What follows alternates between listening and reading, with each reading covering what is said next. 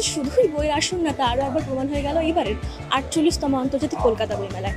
নাচ, গান, আবৃত্তি এবং গীত অঙ্কনে ভরা এক স্মরণীয় বিকেল উপহার দিলেন সুনন্দন ভারতী। কি বলছেন বিশিষ্ট ব্যক্তিরা, শুনবো। বইমেলা উৎসব, এবং সেখানে আমরা সবাই সমৃদ্ধ হই।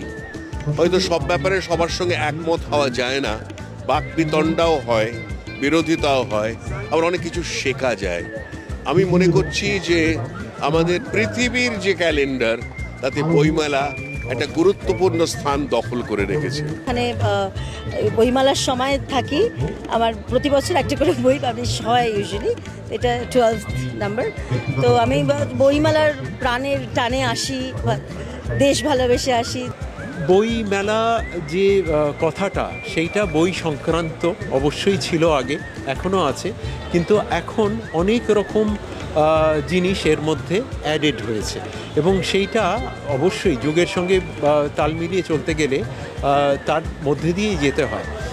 আমি তার অবশ্যই পক্ষপাতী এবং আমি সাপোর্ট করছি, কারণ যুগের সঙ্গে তাল মেলাতে না পারলে আমার মনে হয় যে সারভাইভ করা খুব মুশকিলের।